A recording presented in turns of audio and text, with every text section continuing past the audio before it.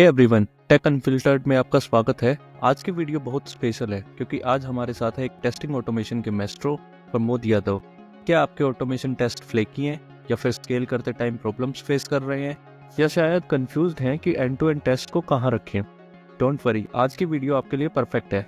प्रमोद ने multiple enterprises और startups के लिए end to end test automation frameworks build किए हैं और उन्होंने multiple powerful open source projects भी क्रिएट किए हैं। इस एपिसोड में आप जानेंगे टेस्ट ऑटोमेशन को एंटरप्राइज लेवल पे कैसे स्केल करें या फिर फ्लेकी टेस्ट से कैसे डील करें, बेस्ट प्रैक्टिसेस जो आपकी टेस्टिंग टीम को नेक्स्ट लेवल पे ले जाएंगी और भी बहुत कुछ। और लास्ट में एक एक्साइटिंग रैपिड फायर राउंड भी है जहां पर प्रमोद शेयर करेंगे उनके फेवरेट टूल्स और फ्यूचर ऑफ टेस्ट ऑटोमेशन के बारे में। वीडियो एंड तक देखिए क्योंकि बीच में प्रमोद शेयर कर रहे हैं कुछ ऐसे इंसाइट्स जो आपके ऑटोमेशन फ्रेमवर्क को ट्रांसफॉर्म कर सकते हैं। And don't forget to subscribe tech unfiltered with Manish. Let's dive in.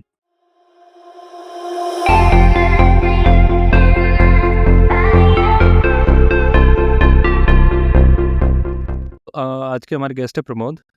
So Pramod, starting में क्या आप इंट्रोड्यूस करोगे अपने आप को हमारे व्यूअर्स के लिए और आपने कैसे अपनी जर्नी स्टार्ट की इन सॉफ्टवेयर टेस्टिंग? बिल्कुल। तो मेरा नाम प्रमोद है। मैं ओरिजिनली इंडिया से हूँ। टेस्टिंग में मेरे को 20 साल हो गए, 20 साल के आसपास हो गए। मेरा कैंपस रिक्रूटमेंट हुआ था पहले इन्फोसिस में 2004 के आसपास, तो वहाँ से मेरी टेस्टिंग जर्नी शुरू हुई थी। इन्फोसिस में मैंने 10-11 साल काम किया, तो वहाँ काफ़ी रोल्स प्ले किए। स्टार्टिंग टेस्टर से हुई थी, फिर लीड, प्रोजेक्ट मैनेजर। मोस्टली मैंने एबीएन एमरो के लिए काम किया था उस दौरान, और वहाँ पे भी काफ़ी रोल्स किए। टेस्ट मैनेजर का रोल किया, प्रोग्राम मैनेजर का रोल किया। बट कुल मिला के जितने भी रोल्स थे वो सारे एक टाइम के बाद ना मैनेजमेंट की तरफ हो गए थे। फिर 2015 में मैंने इन्फोसिस छोड़ी और उसके बाद रेबो बैंक ज्वाइन किया। वहाँ पे मेरा इंडिविजुअल कंट्रीब्यूटर का रोल था, एंड आई थिंक वहीं से पहली बार थोड़ा टेक्नोलॉजी की तरफ घुसना शुरू हुआ मैं। एंड उसके बाद अब मेरे ख्याल से 9 साल या 10 साल होने को आए, और अब मैं काफ़ी हैंड्स ऑन टाइप के रोल करना प्रेफर करता हूँ। ऑफ कोर्स मेरे पास मैनेजमेंट का जो एक्सपीरियंस है वो तो है ही, लेकिन एटलीस्ट पिछले 9-10 साल में प्योरली टेक्निकल काम रहा है। एंड अब मैं फ्रीलांसर हूँ, तो मोस्टली जो मेरे असाइनमेंट्स होते हैं फ्रीलांसिंग के होते हैं। दैट मीन्स कभी 6 महीने का असाइनमेंट होता है, कभी साल का होता है। राइट। मैरिड हूँ, 2 बच्चे हैं, एक बेटी एक बेटा है। हम लोग नेदरलैंड्स में पिछले 10 साल से, तो दोनों बच्चे यहीं पे पढ़ते हैं। बड़ी बेटी अभी कॉलेज में जाना शुरू हुई है। वाइफ का भी यहाँ पास में जॉब है। तो कुल मिला के छोटा सा इंट्रोडक्शन है मेरा। ओके, सो काफ़ी इंस्पायरिंग जर्नी आपकी, मतलब इन्फोसिस से स्टार्ट करके आप जो अभी नीदरलैंड्स में एज ए फ्रीलांसर सेटल है। सो आपने बहुत सारे चैलेंजेस फेस किए होंगे, मतलब हम भी, मतलब मेरे को भी 10 साल एक्सपीरियंस हो गए हैं और टेस्टिंग में मेजरली ऑटोमेशन में बहुत चैलेंजेस आते हैं। तो आपकी जर्नी किस टाइप की रही है? इन 20 सालों में आपने किस टाइप के चैलेंजेस फेस किए हैं और जो कि जिसने आपके करियर को बहुत ज़्यादा चेंज भी किया हो? तो उस पे आप कुछ बताना चाहेंगे? आई थिंक इन जनरल अगर हम टेस्ट ऑटोमेशन के चैलेंजेस के बारे में बात करें तो जो मेरे चैलेंजेस वो बड़े कॉमन चैलेंजेस हैं। सबसे बड़ा चैलेंज होता है कि आपका जो टेस्ट ऑटोमेशन है वो रिलायबल रहे, right? I mean her team ये फेस करती है कि आपके जो टेस्ट होते हैं कई बार उसमें बहुत सारे फॉल्स पॉजिटिव्स आते हैं। आपने टेस्ट रन किया, फॉल्स पॉजिटिव्स आ रहे हैं, और अगर ये बहुत रेगुलरली आते रहें तो फिर क्या होता है कि टीम का भी मोराल गिरना शुरू होता है। कस्टमर भी सवाल रेज करना शुरू करता है, डेवलपमेंट टीम को भी लगता है कि भाई ये टेस्ट कितने रिलायबल है या नहीं है, राइट? एंड मोस्टली चैलेंजेस आता है क्योंकि मैक्सिमम टाइम पे जो टेस्ट फ्रेमवर्क्स होते हैं वो एक अलग रिपोजिटरी में होते हैं, कंपेयर टू जो एप्लीकेशन रिपोजिटरी होती है।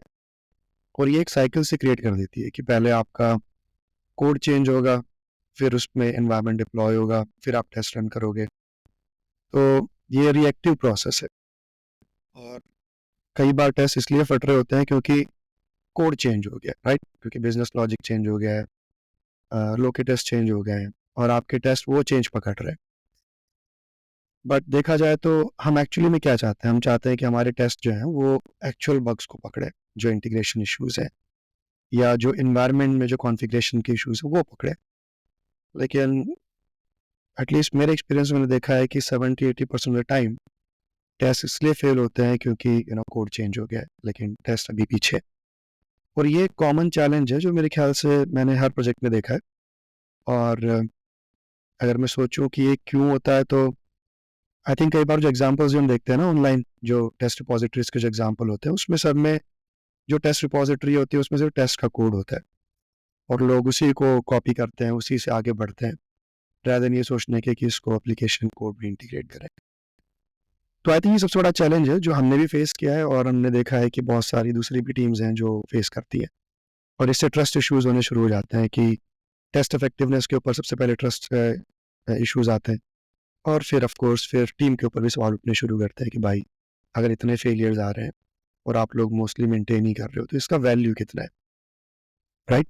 And that does not mean कि इसमें बग्स नहीं मिलते हैं, ऑफ कोर्स बग्स भी मिलते हैं, और जो नॉइस का रेशियो है ना वो इतना बड़ा हो जाता है कि सिग्नल कहीं खो जाता है। और हम आइडियली हम क्या चाहते हैं कि सिग्नल ज़्यादा हो, ट्रू पॉजिटिव ज़्यादा हो और फॉल्स पॉजिटिव्स कम हो। तो आई थिंक कुल मिला के ऑटोमेशन में एंड ऑफ कोर्स जो फ्लेकीनेस के इश्यूज होते हैं क्योंकि टेस्ट ढंग से डिज़ाइन नहीं किया गया, राइट?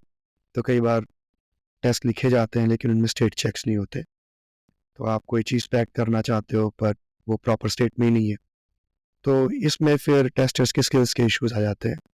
जिसने जिसने भी डिज़ाइन किया है, चाहे वो टेस्टर हो डेवलपर हो, उन्होंने ढंग से डिज़ाइन किया है कि नहीं। तो ये कुछ चैलेंजेस हैं जो देखने में आते हैं। और भी ब्रॉड चैलेंजेस हैं, बट कुल मिला के ये कुछ मोटे मोटे चैलेंजेस हैं जो ऑटोमेशन में।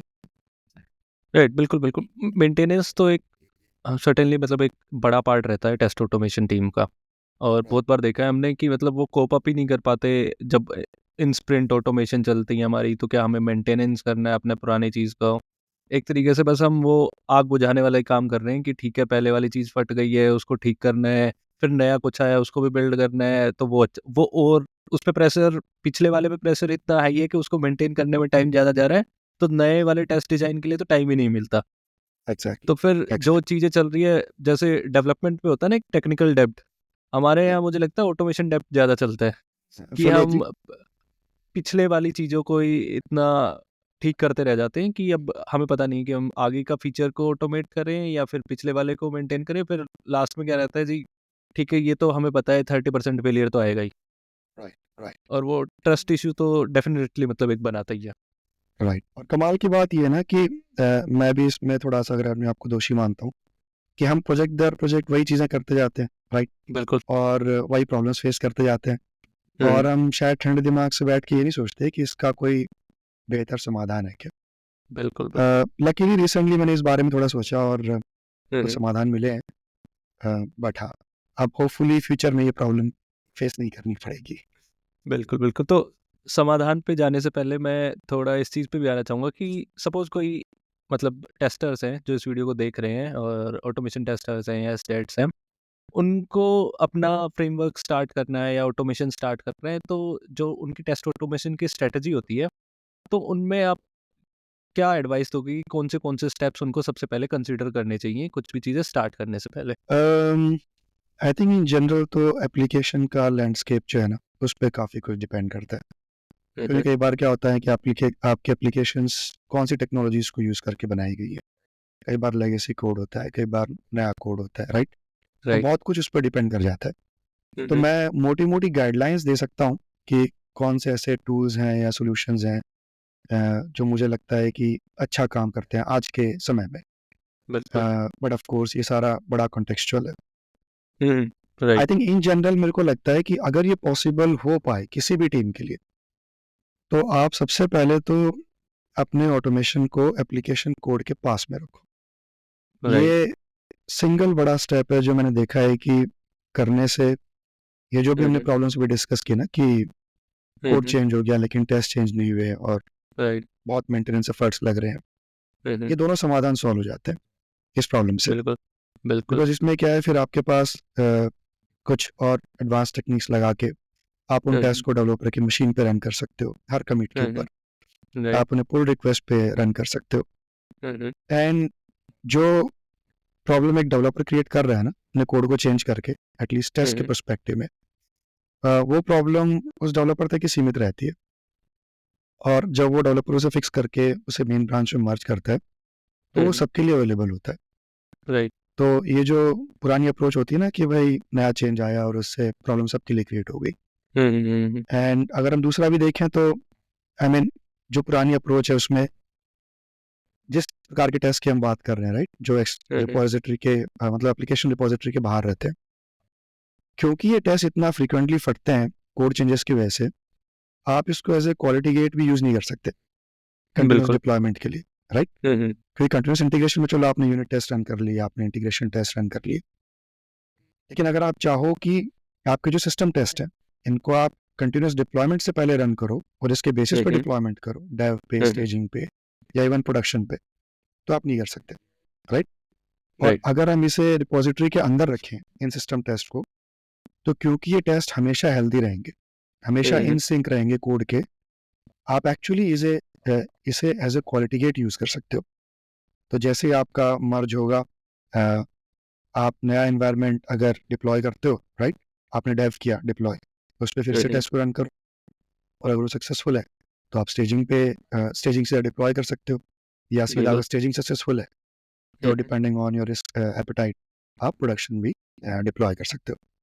राइट। तो बहुत सारी चीज़ें सिर्फ इसी चीज़ से सॉल्व हो जाती हैं। इसके अलावा फॉर एग्जांपल कुछ ऐसे टूल्स हैं जो मार्केट में, जो आज की डेट में मेरे एक्सपीरियंस में अच्छा कर रहे हैं कुछ दूसरे टूल्स से। जैसे मैंने पास में सेलेनियम पे बड़ा काम किया था, अगर हम वेब ऑटोमेशन की बात करें तो, और मैं उसको बड़ा प्रमोट भी करता था क्योंकि ओपन सोर्स अच्छा टूल है।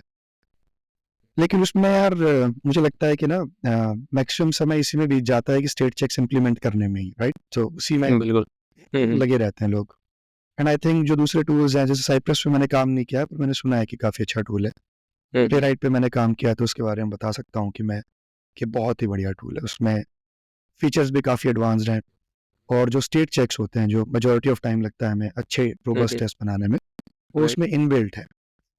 तो इन जनरल अगर एक एप्लीकेशन सपोर्ट करती है दोनों टूल्स को, लेट्स से प्लेराइट को भी और सेलेनियम को भी, तो मैं हमेशा रेकमेंड करूँगा प्लेराइट को यूज़ करने के। उसके दूसरे कारण ये भी है कि देखो सेलेनियम में अगर हम प्लेराइट की बात करें तो राइट, उसमें बहुत सारी प्रोग्रामिंग लैंग्वेज सपोर्टेड हैं, जैसे कि टाइपस्क्रिप्ट, जावास्क्रिप्ट, और नॉर्मली यही लैंग्वेजेस होती हैं जो डेवलपर से काफ़ी कंफर्टेबल भी होते हैं उससे, राइट। मैच तो उनके करती लिए हैं। भी काफ़ी आसान हो जाता है। और सेलेनियम में अगर तुम देखोगे तो मेरे ख्याल से 8 में से 10 प्रोजेक्ट जो है वो जावा पे बनाए जाते हैं, और नॉर्मली बिल्कुल। फ्रंट एंड जावा में नहीं बनता, राइट, नॉर्मली। एग्जैक्टली। सो खैर, ये कुछ हाँ, चीज़ें थी। ये है मतलब ऑलमोस्ट मैंने देखा है पिछले आई थिंक लाइक 5 से 6 साल में तो ज़्यादातर जावास्क्रिप्ट ने फ्रंट एंड को तो कैप्चर कर लिया।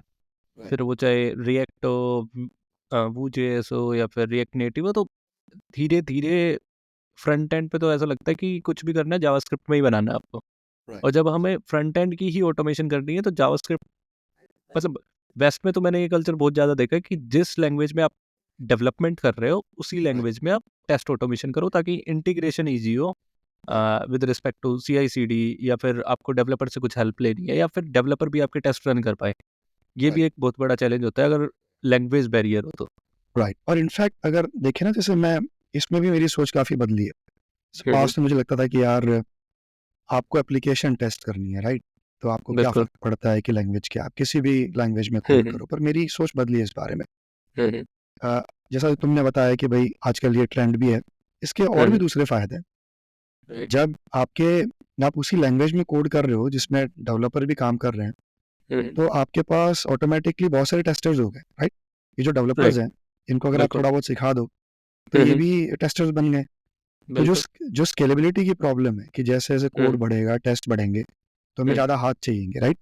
तो वो हाथ भी हमें ज़्यादा मिलेंगे अगर हम उसी लैंग्वेज में कोड करेंगे जिसमें डेवलपर काम कर रहे हैं। एग्जैक्टली। और डेवलपर की हेल्प दूसरे इशू में भी मिल जाती है। बहुत बार होता है कि मतलब हमें इतना आदत नहीं है वो डेवलपमेंट करने की, और क्योंकि अ, हमारा टेस्टिंग एक ये कह सकते हो कि मतलब मेन वेपन है। डेवलपमेंट सेकेंडरी है। टेस्टर्स भी बहुत अच्छे डेवलपर्स होते हैं, बट फिर भी कहीं न कहीं कभी लगता है कि कुछ हेल्प चाहिए या कुछ आपको समझ नहीं आ रहा कि किस तरीके से इम्प्लीमेंट करें।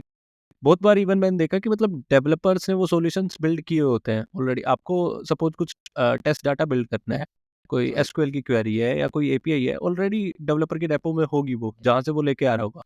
आप राइट उसको इंडिविजुअली टेस्ट कर लो, बट जहाँ आपको सिस्टम टेस्टिंग करनी है, आप डायरेक्टली उस फंक्शन को भी यूज़ कर सकते हो। बिल्कुल तो तो तुमने बहुत ये ही भी बढ़िया बात बोली। हुँ, अगर मैं अपना भी पर्सनल एक्सपीरियंस देखूँ ना, हुँ, हुँ, तो टेक्निकली जितना भी मैंने सीखा है, ऑफ कोर्स मैं किताबें भी पढ़ता हूँ, मैं कोर्सेज भी लेता हूँ, बट हुँ, उसमें बहुत बड़ा योगदान एक्चुअली डेवलपर्स का है। क्योंकि हुँ, आप नॉलेज बिल्कुल। एक अलग चीज़ होती है, एक एक्सपीरियंस अलग चीज़ होता है। हुँ, हुँ, और आप जितने अलग अलग डेवलपर्स के साथ काम करोगे अलग अलग टीम में, जो हमारा जो धंधा है फ्रीलांसिंग वाला, राइट, राइट। उसमें आप प्रोजेक्ट्स इतना फ्रिक्वेंटली चेंज करते हो, चाहे 6 महीने 1 साल में, हुँ, तो हुँ, आप हर जगह जहाँ जाते हो तो वहाँ कोई बढ़िया डेवलपर मिलता है। और बिल्कुल। जितना क्लोजली आप उसके साथ काम करोगे, हुँ, आप हुँ, कुछ 4 चीज़ें अपनी उनको सिखाओगे और वो 4 चीज़ें अपनी आपको सिखाएंगे, तो राइट। आपकी टेक्निकल स्किल्स भी बहुत बढ़िया डेवलप होती है। बिल्कुल, मैं बिल्कुल। तुम्हारी बात से पूरा सहमत हूँ। हुँ, हुँ, राइट। तो अब मतलब कॉमन चैलेंजेस की तो हमने बात कर ली, और अब मतलब मैं पूछना चाहूँगा कि जनरली जब ये चैलेंजेस आ रहे होते हैं कि मतलब हमारे टेस्ट में मतलब फॉल्स पॉजिटिव है या फिर फेलियर्स आ रहे हैं लोकेटर्स की वजह से या कोड चेंज की वजह से, तो उस टाइम पे माइंडसेट क्या होता है? कि मतलब मैं तो स्टार्टिंग में बहुत वो होता था कि यार अब फिर से हमें बैठ के आधा घंटा लगेगा कि सारे लोकेटर्स चेंज करने पड़ेंगे, और ये मतलब हेक्टिक सी चीज़ है। जनरली हम ऑटोमेशन क्यों करते हैं? मतलब एक सिंपल पर्सपेक्टिव में ऑटोमेशन इसलिए की जाती है मैं रिपिटिटिव टास्क ना करूँ। एग्जैक्टली। और मैं अगर अब मैं ऑटोमेशन करके भी रिपिटिटिवली वो एक्स पाथ्स और वो लोकेटर ही चेंज कर रहा हूँ, तो फिर मैं फ़ायदा क्या है उस ऑटोमेशन का? बिल्कुल बिल्कुल। और इनफैक्ट देखो, मतलब इतनी बड़ी प्रॉब्लम का इतना सिंपल सा समाधान, ये सारी हुँ, हुँ। प्रॉब्लम्स आती क्यों है? वो जो हमने शुरू में बात की ना, कि जो भाई बिल्कुल। कोड चेंज हो गया लेकिन टेस्ट हुँ, बाद में चेंज हो रहे हैं। राइट। और ये जो प्रॉब्लम भी है कि एक ही बंदे को बार बार चीज़ें फिक्स करनी पड़ रही हैं, क्योंकि हमने टेस्ट बिल्कुल। बनाए, हम ही हुँ, रन हुँ, कर रहे हैं, हम ही फिक्स कर रहे हैं। हुँ, बट सोचो अगर एक प्रोग्राम में 20 डेवलपर है, वो अलग अलग राइट। मॉड्यूल्स पे काम कर रहे हैं, हुँ, हुँ, और टिपिकली होता क्या है कि डेवलपर्स के अपने अपने मॉड्यूल्स होते हैं, वो उस पे काम कर रहे होंगे, राइट। राइट। अगर उन्होंने ही वो टेस्ट लिखे हैं हुँ, हुँ, और वही जब उसे चेंज कर रहे हैं और उनको फीडबैक उनकी मशीन पे ही मिल जाएगा, बिल्कुल। तो एक तो मोटिवेशन भी हाई रहता है कि भाई मैंने टेस्ट बनाया है, मेरा हुँ, हुँ, टेस्ट फट रहा है, मैं इसे फिक्स करूँ, बिल्कुल। राइट। हुँ, हुँ, और हर बंदे के पास अपना अपना अपना काम थोड़ा बटा हुआ है, तो अब राइट। 20 बंदे उसे मेंटेन कर रहे हैं, तो एक ही बंदा 20 फटे हुए टेस्ट को फिक्स करे हुँ, हुँ, बनिस्पत उसके कि एक बंदा अपने फटे हुए 1-2 टेस्ट फिक्स कर रहा है, तो किसी बिल्कुल, पे बिल्कुल। जोर भी नहीं पड़ता ज़्यादा, हुँ, राइट। राइट। तो ये पूरी प्रॉब्लम सॉल्व हो गई। और हमारा हुँ, जो रोल है वो काफ़ी बदल गया फिर इस मायने में। कोई बंदा ये पूछ बिल्कुल। सकता है कि भैया अगर डेवलपर ही टेस्ट लिखेंगे हुँ, हुँ, तो फिर टेस्टर का क्या रोल है?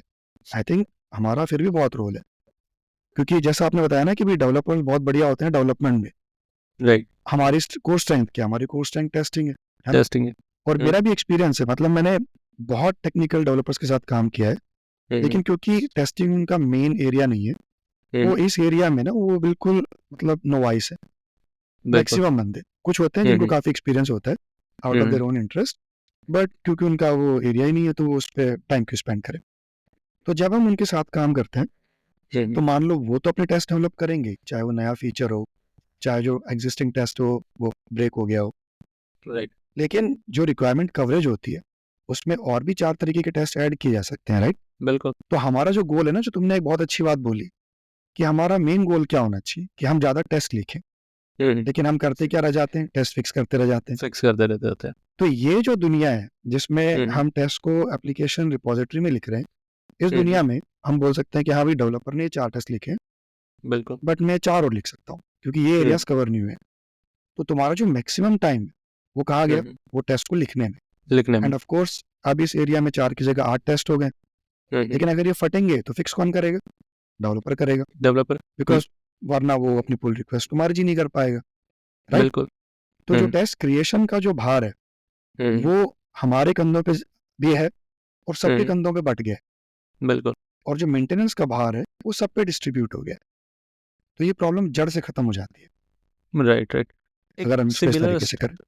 बिल्कुल सिमिलर स्ट्रक्चर मतलब मैं अपने लास्ट प्रोजेक्ट में भी हम मतलब जो हमारी टीम थी वो फॉलो करती थी। हमारे में क्या होता था कि मतलब आप 2 या 3 डेवलपर्स के साथ एक टेस्टर मतलब फिक्स्ड है कि ये कुछ फीचर्स को ओन करेगा। राइट तो जैसे ही डेवलपर उस कंपोनेंट को बिल्ड करेगा तो वो कुछ अपनी तरफ से यूनिट टेस्ट, कंपोनेंट टेस्ट लिख देता है, जिससे कि मतलब एटलीस्ट 15% 20% एक हैप्पी पाथ तो एटलीस्ट कवर हो ही जाए। फिर उसके बाद वो टेस्टर ऐड ऑन करता था उसकी ही रेपो में उन जो ऑलरेडी जो टेस्ट लिखे हुए हैं उनको एनहांस करता जाएगा, वो उस कवरेज को बढ़ाता जाएगा। और फिर जब भी जो भी फेलियर आएगा वो डेवलपर को चेंज करेगा, वो टेस्ट फेल होंगे तो डेवलपर को ही वो चीज़ फिक्स करनी पड़ेगी। डेवलपर को वो कोडिंग करना अच्छे से आता है, पर क्या पता वो सिनेरियो ही ना सोच पाए वो, जो एक टेस्टर एग्जैक्टली सोच पाएगा। Exactly exactly.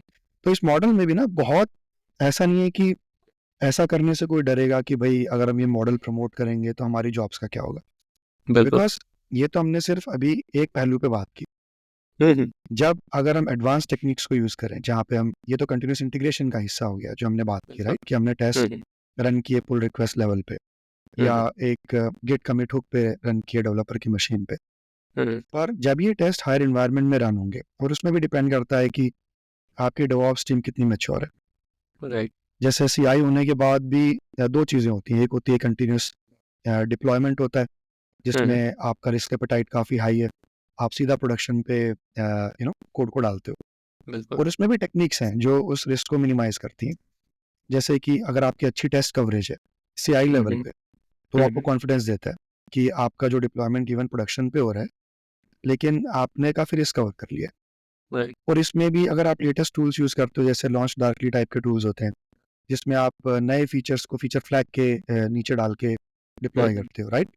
तो अगर कोई चीज़ फटनी शुरू होती है, आप उस फीचर फ्लैग को ऑफ कर दो, बिल्कुल। आपका जो रोल बैक है वो सॉफ्ट रोल बैक हो गया। बिना कोड को रोल बैक किए ही आपने सॉफ्ट रोल बैक कर दिया। और आप उस फीचर को कुछ लोगों के लिए इनेबल कर सकते हो। उसमें कुछ लोग आपके टेस्टर्स हो सकते हैं, प्रोडक्ट ओनर्स हो सकते हैं, आपके कुछ कस्टमर्स हो सकते हैं जिसे हम फ्रेंड्स एंड फैमिली बोलते हैं। तो अगर हम ये बोलें कि भाई इस प्रोसेस में कोई एक्सप्लोरेटरी टेस्टिंग कहाँ करेगा, तो आप actually exploratory testing continuous deployment की दुनिया में आप प्रोडक्शन पे कर सकते हो। बिल्कुल। और एक और दूसरी अप्रोच होती है जो मैंने मोस्टली देखी है कि कंटिन्यूस डिप्लॉयमेंट के लिए ना कस्टमर का रिस्क एपेटाइट काफ़ी हाई होना चाहिए। तो लोग क्या करते हैं, कंटिन्यूस डिप्लॉयमेंट नहीं करते हैं, वो कंटिन्यूस डिलीवरी करते हैं। तो कंटिन्यूस डिलीवरी में क्या करते हैं, आपने जैसे सीआई खत्म की, सीआई खत्म होने के बाद आपका, क्योंकि सब कुछ बढ़िया था, आपकी पीआर मर्ज हुई मेन ब्रांच में, राइट। तो आप उसके बाद एक डॉकर इमेज बिल्ड कर लो, उसके बाद आपने वो इन्वायरमेंट डिप्लॉय कर दिया, राइट। तो मान लो आपने डेव इन्वायरमेंट डिप्लॉय किया। तो इन कंटिन्यूस डिलीवरी और कंटिन्यूस डिप्लॉयमेंट में अगर मैं अंतर बोलूँ, तो ये कि कंटिन्यूस डिलीवरी में हमारा रिस्क एपेटाइट थोड़ा लो है, तो हम सीधा प्रोडक्शन पे नहीं जाते। तो हम पहले डेव इन्वायरमेंट डिप्लॉय करेंगे, फिर हम एक स्टेजिंग इन्वायरमेंट डिप्लॉय करेंगे, और फिर हम प्रोडक्शन पे जाएंगे। और ये प्रोडक्शन का डिप्लॉयमेंट हमेशा बीच में कुछ मैनुअल अप्रूवल्स होती हैं। राइट। लेकिन इन सारी प्रोसेस में भी, क्योंकि ये जो हमारे सेम टेस्ट हैं जो हमने सिस्टम टेस्ट लिखे हैं, ये हमेशा इन सिंक हैं कोड के। आप इसे अगर इस तरीके से लिखो कि हर टेस्ट एक इन्वायरमेंट की कॉन्फ़िगरेशन को अलग से पिक कर सके, सेम टेस्ट अलग अलग कॉन्फ़िगरेशन पे रन कर सके, तो आप उसी टेस्ट को पीआर पे रन कर सकते हो चेंज कोड के साथ, आप उसी टेस्ट को डेव इन्वायरमेंट पे रन कर सकते हो, और आप उसी टेस्ट को स्टेजिंग पे भी रन कर सकते हो। बिल्कुल। तो इन सारी टेक्निक से आपने ऑटोमेटेड तो पार्ट कवर किया ही, एंड ऑफ कोर्स इस प्रोसेस में आपके पास टाइम ज़्यादा होता है, राइट, क्योंकि आप कंटिन्यूसली प्रोसेस में डिप्लॉय नहीं कर रहे हो। एंड टेस्टर्स इस केस में मोस्ट ऑफ टाइम जो हमने देखा है, वो एक्सप्लोरेटरी टेस्टिंग फिर अपनी डेव इन्वायरमेंट पे या स्टेजिंग इन्वायरमेंट पे करते हैं। तो डिपेंडिंग ऑन कौन सी स्ट्रेटेजी यूज हुई है, आपका एक्सप्लोरेटरी टेस्टिंग अलग जगह पे होता है। तो अगर मैं समराइज करूँ, कंटिन्यूस डिप्लॉयमेंट में आप प्रोडक्शन पे एक्सप्लोरेटरी टेस्टिंग करते हो, और कंटिन्यूस डिलीवरी में आप डेव या स्टेजिंग पे भी कर सकते हो। तो काफ़ी टेक्निक्स हैं। तो टेस्टर्स रिडंडेंट नहीं होंगे अगर हम ये करना शुरू कर देंगे, तो ऐसा नहीं कि आपकी जॉब चली जाएगी, बस चीज़ें राइट। शिफ्ट हो जाएंगी थोड़ी। बिल्कुल। तो बहुत अच्छे से मतलब आपने समराइज़ किया। और इसके साथ-साथ मतलब और क्या-क्या तरीके होते हैं जब हम एक तरीके से स्केल अप करते हैं? सपोज़ आज तो हमारे पास मान लो हमने कुछ स्टार्ट किया है, 100 टेस्ट केस है, 150 टेस्ट केस है। पर जब राइट। हम स्केल अप कर रहे हैं उस चीज़ को कि हमें 50 फीचर्स बिल्ड करने हैं और प्रोबेबली 3 या 4 साल हो गए हैं हमारे प्रोडक्ट को, प्रोडक्ट मैच्योर है। तो उस स्केलेबिलिटी लाने के लिए और क्या-क्या टेक्निक्स हम यूज़ कर सकते हैं ताकि हमारे मतलब वो लैग बिहाइंड ना हो हमारी testing process? Right. I think scalability में इनफैक्ट मैं आज ही एक आर्टिकल लिख रहा था जिसमें मैं यही डिसाइड कर रहा था कि भाई टेस्टिंग के गोल्स और ऑब्जेक्टिव्स क्या होने चाहिए, स्पेशली ऑटोमेटेड टेस्टिंग के। तो आई थिंक इसमें एक तो गोल है, वो है स्पीड ऑफ टेस्टिंग। आपके टेस्ट जो है वो चलो बड़े स्टेबल हैं, सब बढ़िया है, राइट, आप रन भी कर रहे हो, लेकिन अगर आपकी स्ट्रेटजीज ढंग की नहीं है और आपके टेस्ट रन होने में मान लो 15 मिनट ले रहे हैं, 20 मिनट ले रहे हैं, आधा घंटा ले रहे हैं, कई बार लोग, मैंने सुना है कि लोग 1-1 घंटा रन करते हैं, कुछ का मैंने सुना है कि वो नाइटली रन करते हैं, यहाँ पे 4-4 5-5 घंटे रन करते हैं। तो ये सारी टेक्निक्स में ना आप अपने टेस्ट को CI/CD का पार्ट नहीं बना सकते। आपके टेस्ट भले रन करेंगे, वो फीडबैक देंगे, लेकिन आप मान के चलो कि वो CI/CD के पार्ट नहीं बन सकते। राइट। तो CI/CD का पार्ट बनने के लिए एक जो बहुत बड़ी रिक्वायरमेंट है वो ये है कि आपके टेस्ट को बहुत कम टाइम में खत्म होना होगा। क्यों होना होगा? क्योंकि मान लो एक ही रिपोजिटरी है और वो आपकी मोनो रेपो है, उस पर आपके कई माइक्रो फ्रंट एंड्स हैं। टिपिकली एक दिन के अंदर 15-15 20-20 पुल रिक्वेस्ट वहाँ पे रेज होती है। राइट। तो अगर 15-15 20-20 पुल रिक्वेस्ट रेज हो रही है और उसमें भी कई बार क्या होता है, डेवलपर्स को लगता है कि भाई ये चीज रह गई है, मैं एक और छोटा सा कमिट पुश कर दूं, फिर से कर देता हूँ। और अगर आपका हर बार आधा घंटा 1 घंटा लेगा टेस्ट को रन होने में, डेवलपर्स बोलेंगे भाई ये नहीं चलेगा, इस स्पीड से मैं काम नहीं कर सकता। बिल्कुल बिल्कुल। है ना? तो मेरा जो मानना है वो ये है कि जितना आप इस टेस्ट रन की ड्यूरेशन को कम कर सकते हो उतना बढ़िया। अगर मैं गाइडलाइन लूँ तो मुझे लगता है कि डबल डिजिट जो फिगर है ना वो बुरा है। राइट। तो 10 मिनट जो है वो बुरी है। तो कुछ भी है वो 9 मिनट या उसके नीचे होना चाहिए। 9 मिनट अपने आप में एक एक्सेप्टेबल सा फिगर लगता है, बिकॉज नॉर्मली लोगों को टाइम भी लगता है PR को रिव्यू करने में। Right right. बट एक्चुअली अगर आपने टेस्ट ढंग से लिखे, अगर आपके टेस्ट बहुत लंबे लंबे नहीं है, राइट, आपने बिल्कुल end to end user journeys नहीं लिखी है, बिल्कुल। अगर आपने अपने टेस्ट को, एक टर्म होती है जो मैंने एक जगह एक बंदे से सुनी थी कि एटॉमिक इंडिपेंडेंट टेस्ट, और राइट। एटॉमिक तो खैर बहुत ही छोटा हो गया, नॉर्मली यूनिट टेस्ट के लिए यूज होता है, बट आपका आइडिया कुल मिला के वैसा ही होना चाहिए कि आप अपने टेस्ट को जितना हो सके छोटा रखो। अगर हमारे जितने हैंडशेक्स हैं, भाई मान लो एक कंपोनेंट है वो दो आगे पीछे हैंडशेक कर रहे हैं, तो उतना ही इंटरेक्शन रखो। अगर उसके आगे किसी और को इंटरेक्ट करना है तो वो अपना एक अलग टेस्ट होगा, और उसमें आप स्टेट को सेट करो और वहां से आगे बढ़ो। तो ये एक चीज हुई कि आप टेस्ट को डिजाइन कैसे कर सकते हो, कि आप टेस्ट ऐसे लिखो कि वो टेस्ट अपने आप में काफी छोटे हो, कि कुल मिला के एक टेस्ट आपका 15 सेकंड में खत्म हो गया, 30 सेकंड में खत्म हो गया, 1 मिनट भी काफी बड़ा है, बट जितना आप कोशिश करो उसको छोटा रखने की। राइट। दूसरा ये हो गया कि आप रेदर देन कि एक ही मशीन पे रन करो, आप इन टेस्ट को डिस्ट्रीब्यूटेड मशीन्स पे रन करो। तो इसको इस तरीके से समझो कि मान लो मेरे पास 60 टेस्ट केस है, राइट, मेरे पास एक टेस्ट है जो 2 मिनट लेता है, एक टेस्ट है जो 30-30 सेकंड लेता है, और तो मतलब ऐसे मान लो 4 टेस्ट है मेरे पास जो कुल मिला के 2 मिनट में रन होंगे, और कुछ हैं जो 60-60 सेकंड लेते हैं, राइट। तो रेदर देन इन सबको मैं एक मशीन पे रन करूं तो कुल मिला के फिर ये 8 मिनट लेंगे, राइट। उसको अगर मैं 3 मशीन पे रन कर सकूं और अगर ये इवनली डिस्ट्रीब्यूट कर सकूं इनको, तो मेरा जो टोटल टाइम था वो 2 मिनट ही रहा। 2 मिनट ही रहेगा। कल को अगर मैंने और टेस्ट ऐड कर दिए तो और रनर इंक्रीज कर दो। बिल्कुल। तो इसमें हमने क्या किया, ये जो प्रॉब्लम है समय की, इसको हमने पैसे में कन्वर्ट कर दिया, राइट, क्योंकि जितने आप रनर बढ़ाओगे उतना आपका कॉस्ट बढ़ेगा। बिल्कुल। और कई बार कस्टमर्स के लिए पैसा प्रॉब्लम नहीं होती है, तो बोलते हैं भाई ये क्योंकि जितना पैसा लगता है ना, वो बोलते हैं ये मैं अफोर्ड कर सकता हूँ, मेरे को फास्ट फीडबैक चाहिए। तो आपकी जेब के हिसाब से आप ये स्ट्रेटेजी यूज कर सकते हो कि आप टेस्ट को डिस्ट्रीब्यूटेड मशीन्स पे रन करो। उसके अलावा जैसे प्लेराइट टाइप के जो टूल होते हैं, ये आपको अलाउ करते हैं, खैर दूसरे टूल्स भी अलाउ करते हैं कि आप टेस्ट को पैरेलल में रन कर सको, राइट। तो अगर आप इनके जो कस्टम रनर्स होते हैं, जो जिनका बाय डिफॉल्ट, अगर मैं गिटहब की बात करूं तो उसका जो डिफॉल्ट रनर आता है उसमें 2 कोर होते हैं, तो आप 2 कोर की जगह उसको कैपेसिटी बढ़ा दो, आप 4-8 GB का क्यों रखो, आप उसको 32 GB का कर दो, आप उसको 64 GB का कर दो। और अगर आपने कॉन्फ़िगरेशन में रखा है फुली पैरेलल को, आप बोलते हो कि भाई ट्रू में रन करो, तो ना सिर्फ अब आपके जो टेस्ट हैं वो अलग अलग मशीन्स पे रन हो रहे हैं, हर मशीन पे जितने टेस्ट हैं वो पैरेलल में रन हो रहे हैं, वो पैरेलल में रन हो रहे है ना। तो हो सकता है आपका 2 मिनट की जगह 1 मिनट हो जाएगा। बिल्कुल। तो कुल मिला के ऐसी टेक्निक्स हैं, जैसे 2 प्लगइन्स तो मैंने बनाए थे इस तरीके से कि आप आपका टेस्ट लोड जो हो उसके हिसाब से आप रनर्स को स्केल अप एंड डाउन कर दो, आपका जो टेस्ट लोड है उसके हिसाब से रनर्स को स्केल अप एंड डाउन कर दो।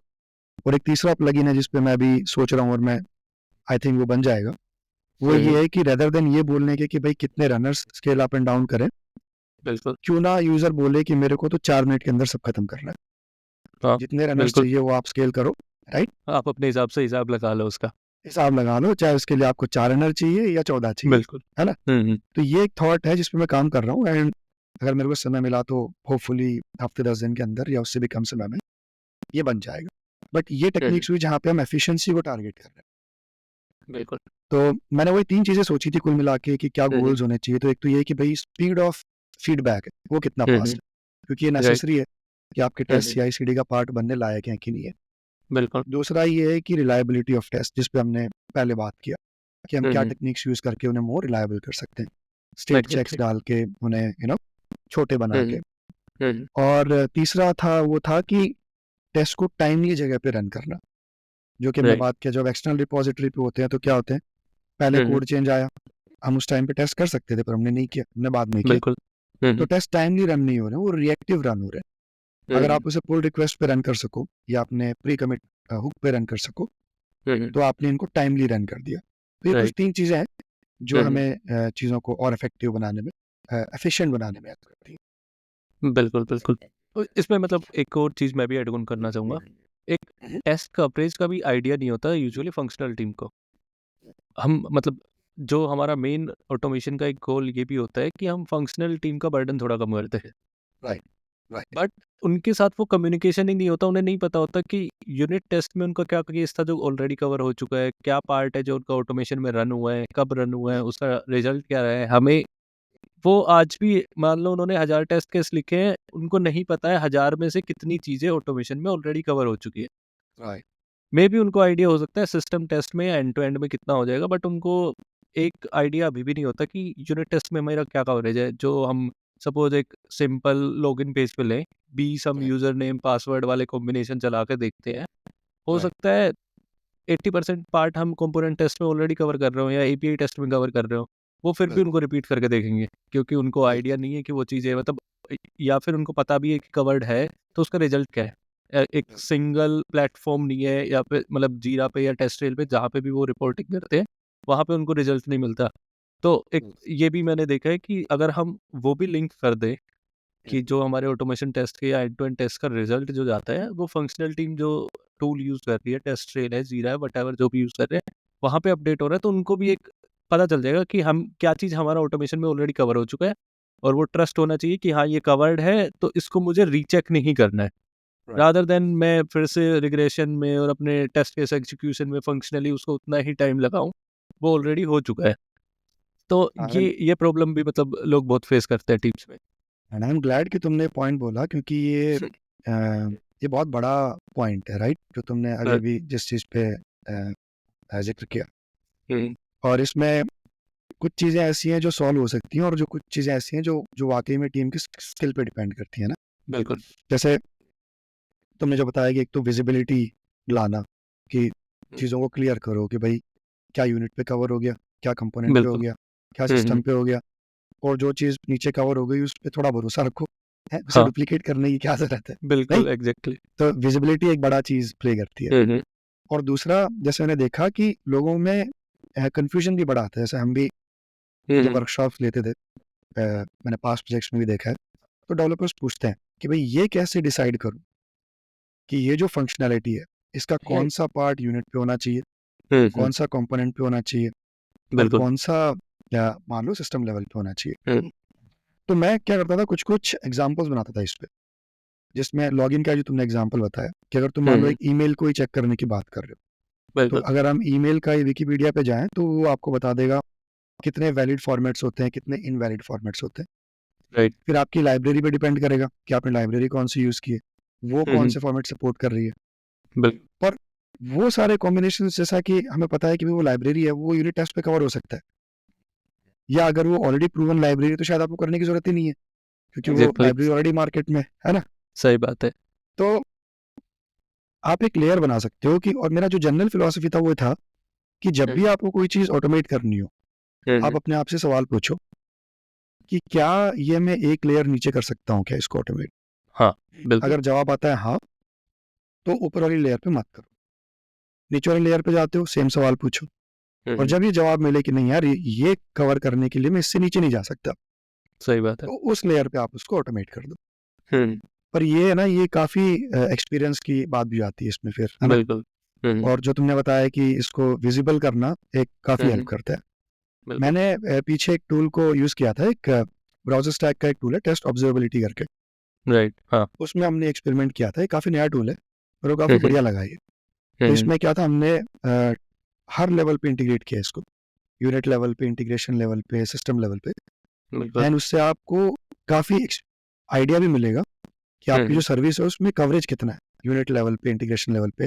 हो सकता है आपका यूनिट लेवल पे कवरेज ही ना हो, आपने सब हम्म, कुछ सिस्टम पे बना रखा है ना? राइट। हमने देखा भी है हम्म, कई जगह पे। तो इससे आपको काफ़ी अच्छी जानकारी मिलती है, बिल्कुल, अच्छे बिल्कुल। डिसीजन ले सकते हो आप। मतलब तभी अब एक एक मैं मतलब लोगों को सजेशंस देता हूँ जनरली कि पहले टेस्टर्स को मतलब एक यूआई ही एक मतलब उनके लिए फोरफ्रंट होता था, उसी पे वो खेल सकते थे। उनको कोड या तो मतलब कोड उनको देखने को ही नहीं मिलता था, राइट, मतलब उनको पता ही नहीं होता डेवलपर कोड लिखते कहाँ हैं।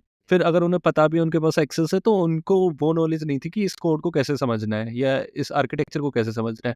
बट जब अब हम ऑटोमेशन कर रहे हैं, कोड हम खुद भी लिख रहे हैं, तो हमें भी आइडिया कि चीज़ें कैसे बिल्ट बिल्ट होती है एक मतलब आर्किटेक्चर में या एक सिस्टम में। तो जितना हम उस चीज़ को समझेंगे ना कि कैसे एक कंपोनेंट बनता है, मान लो एक सिंपल फ्रंट एंड का भी जितने भी अब आज के जावास्क्रिप्ट वाले फ्रेमवर्क्स हैं, उन वो कंपोनेंट वाइज ही चलते हैं। तो राइट, इनपुट के लिए एक कंपोनेंट ही होगा और वही कंपोनेंट थ्रू आउट द ये लगा लो पूरे प्रोजेक्ट में यूज हो होगा। अगर आप उस कंपोनेंट को टेस्ट कर लोगे, तो आपको 50 जगह टेस्ट करने की जरूरत नहीं पड़ेगी कि ये एग्जैक्टली, लॉगिन पे भी वही एक इनपुट वाला कंपोनेंट है और बाद में जाके कहीं फॉर्म फिल करने पे भी। तो हर जगह आपको वो बार बार फिल करके डिफरेंट डिफरेंट कॉम्बिनेशन में टेस्ट करने की जरूरत नहीं है। वो एक कंपोनेंट टेस्ट हो गया, अगर वो परफेक्ट वर्क कर रहा है, वो सब जगह परफेक्ट वर्क करेगा। Exactly, exactly. तो ये टेस्ट डिजाइन मतलब एक बड़ी चीज होती है। जनरली लोग उस पे बैठते ही नहीं है कि कैसे, अगर उनको अब मतलब मोस्टली टीम्स में मैंने देखा 60-70% फंक्शनल टीम के पास एक वो होंगे, ये कह सकते हो आप टेस्ट केसेस। वो एक एक टेस्ट केस पढ़ेंगे और जैसे फंक्शनल टीम उसको यूआई पे टेस्ट करती है, वो वैसे ही उनको ऑटोमेट करने स्टार्ट कर देंगे। बिल्कुल, जबकि ऑटोमेशन का टेस्ट डिजाइन टोटली डिफरेंट हो सकता है, आपकी जो फंक्शनल टीम उनको मैनुअली चेक करती है उससे। बिल्कुल, बिल्कुल। और तुमने जो बात भी बताई ना, जैसे कि भाई कंपोनेंट लेवल पे टेस्ट हो सकता है, जो सर्च बटन का हम्म, तुमने एग्जांपल दिया, है ना? बिल्कुल। तो कई बार क्या होता है कि जैसे मान लो आपने वो चीज़ कभी की नहीं है पास्ट में, आपको राइट। एक्सपीरियंस नहीं है। और अगर आप क्लोजली काम करोगे डेवलपर के साथ, पेयर प्रोग्राम करोगे, तो वो आपको बोल देगा, अरे यार ये इसको ऐसे क्यों कर रहे हो? इसको ऐसे हाँ, भी तो कर सकते हो। बिल्कुल। तो आपको सीखने को मिला, है ना? हम्म, तो जितनी ये डिस्टेंस कम रहेगा हमारे बीच में, हम्म, डेवलपर और टेस्टर के बीच में, उतना ही अच्छा है डेवलपर के लिए भी सीखने के लिए और हमारे लिए भी सीखने के लिए, जो तुमने मेन पॉइंट जो शुरू में बताया था। तो राइट, ये राइट। दोनों के लिए काफ़ी अच्छा लर्निंग एक्सपीरियंस है। बिल्कुल, बिल्कुल। सो अब मतलब अब हम थोड़े बेस्ट प्रैक्टिसेस की तरफ और जाते हैं। मतलब अभी भी हम बहुत सारी चीज़ें डिस्कस कर रहे थे, बट ये थोड़े मेन सॉल्यूशंस हैं जो कि प्रॉब्लम्स हम फेस करते हैं। अब थोड़ा हम जेनेरिक चीज़ों पे आएंगे कि क्या बेस्ट प्रैक्टिसेस हैं जो कि लोगों को फॉलो करनी चाहिए जब भी वो ऑटोमेशन के अपने फ्रेमवर्क्स बिल्ड कर रहे होते हैं या सॉल्यूशंस बिल्ड कर रहे होते हैं फॉर टेस्टिंग। तो आपसे जानना चाहूँगी मतलब क्या-क्या बेस्ट प्रैक्टिसेज़ है जो आप फ़ॉलो करते हो या जो आपने पढ़ी हैं? रिसेंट टाइम में कुछ ऐसा सीखा हो जो कि आपने देखा हो कि यार ये तो बहुत गेम चेंजिंग था और मैंने इतने टाइम से कभी सीखा क्यों नहीं? आई थिंक इसमें अगर हम जनरली बात करें, तो मेरी हुँ, कोशिश रहती है कि जितने भी फ्रेमवर्क्स बनाओ, हुँ, हुँ, वो ऐसे होने चाहिए कि वो किसी भी एनवायरनमेंट पे रन कर सके। तो जो बिल्कुल। कॉन्फ़िगरेशन है, हुँ, हुँ, उसको आपको कोड से अलग करना है। तो ये एक चीज़ मेरी रहती है। राइट। दूसरी ये रहती है कि आप जो टेस्ट लिख रहे हो ना, वो हुँ, हुँ, टेस्ट लोगों के लिए रीडेबल होने चाहिए। अगर कोई नया बंदा आके पढ़े उसे, कोई भी हो, हुँ, चाहे वो टेस्टर हो, डेवलपर हो, तो टेस्ट को हमेशा आपकी इंटेंशन को रिवील करना चाहिए। उसको आपकी इम्प्लीमेंटेशन डिटेल्स के बारे में बात नहीं करनी चाहिए। हुँ, तो हुँ, आपको हमेशा सेपरेट करना चाहिए अपनी टेस्ट इंटेंशन को इम्प्लीमेंटेशन डिटेल से। और इसमें फिर आपके जितने भी डिज़ाइन पैटर्न्स होते हैं कि आपका जो टेस्ट है वो मान लो एक सिर्फ एक मेथड नेम है, हुँ, हुँ, और आपका जो इम्प्लीमेंटेशन कोड है वो चला गया किसी पेज क्लास में चला गया, या किसी पोजो क्लास में चला गया, हुँ, किसी भी तरीके से जो भी आप राइट। डिज़ाइन पैटर्न यूज़ कर रहे हो। हुँ, हुँ, फिर डेटा को लेके मेरा ये रहता है कि डेटा भी कई प्रकार का होता है। जैसे डायनेमिक डेटा होता है, स्टैटिक डेटा होता है। बिल्कुल। और डायनेमिक डेटा में भी अगर हम बात करें तो कुछ डेटा ऐसा होता है जो आपके टेस्ट को अफेक्ट नहीं करता। जैसे कि मान लो आप एक ऑर्गेनाइजेशन क्रिएट करना चाहते हो, आप टेस्ट करना चाहते हो कि ऑर्गेनाइजेशन ने क्रिएट की और ऑर्गेनाइजेशन ढंग से क्रिएट हुई कि नहीं हुई। अगर आपने बिल्कुल। ऑर्गेनाइजेशन नाम दिया, डिटेल्स दी, हम्म, तो आपको पता है ये सारी चीज़ें एप्लीकेशन एग्नोस्टिक है। तो इसमें आप कोई भी फिकर लाइब्रेरी यूज़ करके डायनेमिकली डेटा को जनरेट करके यूज़ कर सकते हो। तो आपको उसमें क्या है कि सेम डेटा बार बार यूज़ करने की ज़रूरत नहीं है। बिल्कुल। स्टैटिक डेटा की अगर हम बात करें तो स्टैटिक डेटा भी आप दो तरीके से यूज़ कर सकते हो। जैसे एक स्टैटिक डेटा हुआ जो लिमिटेड हो गया आपका, कि आपकी मान लो एप्लीकेशन है वो 3 कंट्री में सपोर्टेड है, मान लो नेदरलैंड्स, बेल्जियम, जर्मनी। तो आप बोलते हो कि भाई सिर्फ यही डेटा है जो मैं यूज़ करना चाहूँगा एक लिस्ट के अंदर। एंड ऑफ कोर्स इसको आप डायनामाइज़ कर सकते हो। जैसे एक कॉन्सेप्ट होता है, rather देन इसे हार्ड कोड करने के, आप इसमें एक सिंपल सा फंक्शन लिख के इसे रैंडमाइज़ कर सकते हो कि कभी बिल्कुल। जर्मनी उठा लिया, कभी बेल्जियम उठा लिया। तो एक पेस्टिसाइड इफेक्ट होता है कि अगर आप सेम टेस्ट को सेम डेटा के साथ बार-बार रन करोगे तो वो टेस्ट इनइफेक्टिव हो जाता है एक समय बिल्कुल। के बाद। तो इससे आप थोड़ी बहुत वैरायटी लेके आते हो सिस्टम में। अगर हम बात करें सीक्रेट्स की, तो जैसे मैंने देखा है कि कई जगह पे सीक्रेट्स हार्ड कोडेड होते हैं सिस्टम के अंदर ही, फ्रेमवर्क्स के अंदर। मेरे बिल्कुल। ख्याल से वो अपने आप में एक बड़ा सिक्योरिटी कंसर्न है। राइट। तो मेरी कोशिश हमेशा ये रहती है कि या तो आप कोई सीक्रेट सोल्यूशन यूज़ करो। जैसे अगर आप AWS के साथ काम कर रहे हो तो AWS सीक्रेट्स यूज़ कर लो, सीक्रेट्स डाउनलोड करने के लिए। बिल्कुल। और भी बहुत बड़े-बड़े सॉल्यूशन, जैसे एक डॉट इन करके एक जो लाइब्रेरी है, उनका एक डॉट इन का एक वॉल्ट करके एक सॉल्यूशन आया है अभी। हाँ, वॉल्ट है। मेरे को बड़ा प्यारा लगा वो, तो अगर कभी मौका मिलेगा तो मैं यूज़ करूँगा, पेड सॉल्यूशन है। बिल्कुल। अ, और जहाँ पे मान लो ये दोनों ऑप्शंस पॉसिबल नहीं है तो हम लोग कई बार एटलीस्ट सीक्रेट्स अगर हम कोड के साथ रखें तो हम उसे एन्क्रिप्ट करने की कोशिश करते हैं कि भाई किसी बिल्कुल। बंदे के हाथ में लग जाए कोड तो वो प्लेन टेक्स्ट में ना हो सीक्रेट्स। राइट। तो जैसे इवन हमने बात, हाँ, गिटहब पे भी हम यूज़ कर सकते हैं। गिटहब पे भी आप सीक्रेट्स, मतलब अगर आप गिटहब यूज़ कर रहे हो तो GitHub secrets direct as an environment कर वेरिएबल्स से उसको पिक कर सकते हो। वो भी कर एक सकते हो, मतलब सेफ ऑप्शन है। ऑप्शन है, राइट। तो जैसे हमने जैसे गिटहब सीक्रेट्स यूज़ किए, उसमें बस मेरे को ये एक दिक्कत लगती है कि उसमें आपको हमेशा ना थोड़ी 2 कॉपीज़ मेंटेन करनी पड़ती है। हाँ, एक जो राइट। सीक्रेट्स हम गिटहब से पास कर रहे हैं ना, गिट एक जो लोकल बिल्कुल, में है। बिल्कुल। और जैसे-जैसे आपकी कॉन्फ़िगरेशन है, सीक्रेट्स बढ़ते जाते हैं, वैसे-वैसे फिर लोग करते क्या हैं, वो फिर बोलते हैं, "अरे भाई, ये सीक्रेट तुमने नया ऐड किया है।" फिर राइट। वो लोग स्लैक पे शेयर करते हैं और स्लैक सेफ नहीं है।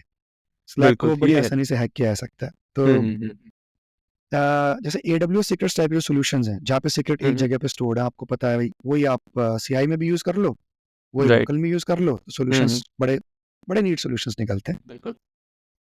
तो जैसे हमने कुछ चीज़ें बात की कि भाई डिज़ाइन अच्छा होना चाहिए, जहाँ पे आपकी इंटेंशंस, इम्प्लीमेंटेशन सेपरेट हों। आपका डेटा किस तरीके से यूज़ कर रहे हो, उस पे बहुत डिपेंड करता है। आपकी कॉन्फ़िगरेशन फ्लेक्सिबल है कि नहीं है, आपके सीक्रेट्स फ्लेक्सिबल नहीं है, उस पे काफ़ी डिपेंड करता है। और डिज़ाइन पैटर्न्स में भी मुझे लगता है कि हमें थोड़ा, जैसे अच्छी-अच्छी किताबें हैं जो हम पढ़ सकते हैं, जिससे हम अपने कोड को काफ़ी रीडेबल बना सकते हैं। जैसे एक मैंने किताब पढ़ी थी क्लीन कोड करके, उसने राइट। मेरे पे बड़ा प्रभाव डाला, मुझे लगता था कि मैं बड़ा अच्छा कोड लिखता हूँ और वो किताब पढ़ने के बाद लगा कि भाई निहायत ही रद्दी कोड लिखता हूँ मैं, और उसने मतलब बिल्कुल मेरा नज़रिया बदल दिया। बिल्कुल। और जैसे डिज़ाइन पैटर्न्स होते हैं, तो डेवलपर्स के लिए तो एग्ज़ाम्पल्स होते हैं। जैसे अगर हम बात करें, जैसे कुछ डिज़ाइन पैटर्न्स बड़े कॉमन होते हैं क्यूएस के अंदर। I think right. Singleton pattern होता है या फैक्ट्री पैटर्न होता है, ये काफ़ी क्यूएस यूज़ करते हैं। बट कई बार मैंने देखा है कि जहाँ नहीं यूज़ करना चाहिए, वहाँ यूज़ करते हैं।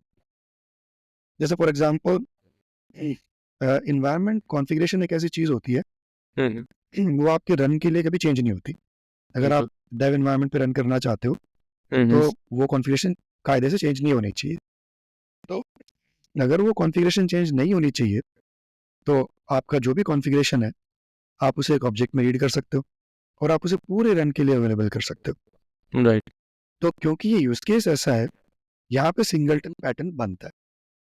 कई बार लोग क्या करते हैं, जैसे अगर हम सेलेनियम से एग्ज़ाम्पल लूँ, तो वहाँ पे लोग सिंगलटन ड्राइवर इंस्टेंसेस बना लेते हैं। मेरे ख्याल से वो प्रॉपर केस नहीं है। वो एक फैक्ट्री पैटर्न का केस ज़्यादा बढ़िया बनता है कि आपको कौन-सा ब्राउज़र चाहिए, उसके हिसाब से आप ऐसी फैक्ट्री क्रिएट करो। फिर जैसे एक और पैटर्न है, जो बहुत लोग कम यूज़ करते हैं, पर जिसे हम बोलते हैं फ़साड पैटर्न। तो फसाड क्या होता है, जैसे मान लो घर के सामने भी कोई चीज़ लटकी होती है, राइट? वो क्या करता है कि जैसे जैसे आपका टेस्ट टाइप चेंज होता है, अगर आप कंपोनेंट टेस्ट से मान लो किसी बड़े टेस्ट पे जा रहे हो, अगर मान लो मुझे मैं एक एग्जांपल ही देता हूँ, लॉगिन का एग्जांपल लेते हैं, जैसे तुमने जो लॉगिन का एग्जांपल लिया था ना, मान लो मेरा मेरा हमारा एक मोनो रेपो है, उसके अंदर हमारा एक माइक्रो फ्रंट एंड है जो सिर्फ लॉगिन को डील करता है। अब मैं चाहता हूँ इस लॉगिन को मैं अच्छे से टेस्ट करूँ, इसमें इसके जो हैप्पी फ्लोज बनते हैं वो टेस्ट करूँ, और अगर मैं ये टेस्ट करूँ कि भाई अगर मैं सिर्फ यूज़र नेम दूँ और पासवर्ड ना दूँ तो मुझे प्रॉपर एरर मैसेज आता है कि नहीं, सिर्फ पासवर्ड दूँ, यूज़र नेम ना दूँ तो प्रॉपर मैसेज आता है कि नहीं, और जो लॉगिन बटन है वो डिजेबल्ड रहता है कि नहीं जब तक दोनों फील्ड भरी है कि नहीं। तो ये कुछ चीज़ें हैं जो हम टेस्ट करना चाहते हैं, राइट? राइट। तो यहाँ पे हो सकता है कि मैं लोकेटर लेवल पे डील करूँ, क्योंकि टेस्ट है वो 3 लाइन का टेस्ट है। पहली लाइन में हम बोलेंगे कि भाई ईमेल इज विजिबल, ईमेल को आपने फिल किया और login button should be grade out. 2 line का टेस्ट है। आपने पासवर्ड फिल किया, लॉगिन ईमेल फिल नहीं किया, button should be grade out. 2 line का टेस्ट है, काफी रीडेबल है। बिल्कुल। यहाँ पे मैं लोकेटर से डायरेक्टली डील कर रहा हूँ, लेकिन अगर मेरे को मान लो थोड़ा बड़ा पार्शियल इंटीग्रेशन फ्लो लिखना है, मैं चाहता हूँ कि मैं लॉगिन करूँ और मैं एक ऑर्गेनाइजेशन क्रिएट करूँ और उसमें एक यूज़र क्रिएट करूँ। तो वैसे तो इसको और छोटे भाग में डिवाइड कर सकते हैं, बट अगर मैं ये टेस्ट की बात करूँ, और लॉगिन को भी हम ऑप्टिमाइज कर सकते हैं, हमें वाकई में लॉगिन से जाने की जरूरत नहीं है। हम स्टोरेज स्टेट सेट कर सकते हैं, काफ़ी एडवांस टेक्निक्स है। बट सिर्फ थ्योरेटिकल एग्जाम्पल के लिए अगर हम इसकी बात करें, रेदर देन ये कहने कि भाई पहले तुम ईमेल फिल करो, फिर पासवर्ड फिल करो, फिर लॉगिन बटन को क्रिएट करो, क्लिक करो, हम कह सकते हैं कि यूज़र ने लॉगिन किया, यूज़र ने ऑर्गेनाइजेशन क्रिएट की, और यूज़र ने एक यूज़र क्रिएट किया, और असर्ट करो कि वो यूज़र लॉगिन कर सकता है, फॉर एग्जाम्पल। तो इवन दो इसके स्टेप्स कम से कम 15-20 होंगे, जब मेरा टेस्ट लिखा गया है वो 3 लाइन के अंदर खत्म हो गया, बिल्कुल। क्योंकि हमने सिर्फ इंटेंशन पे बात की, राइट? तो यहाँ फसाड पैटर्न आ गया कि जितनी भी इम्प्लीमेंटेशन डिटेल्स हैं हमने उनको छुपा दिया और हम सिर्फ इंटेंशन से बात कर रहे हैं। तो ये कुछ अगेन डिज़ाइन, आप कैसी डिज़ाइन प्रैक्टिसेस यूज़ करते हो, इसके लिए किताबें काफ़ी काम आती हैं, कोर्सेज काफ़ी काम आते हैं। आई थिंक मैंने एक और चीज़ नोटिस की, और मैं खुद इसका क्या बोले, मैं खुद इस चीज़ को एक्सपीरियंस कर चुका हूँ। जब आपके पास नॉलेज कम होती है ना, तो आपकी ईगो ज़्यादा बड़ी होती है।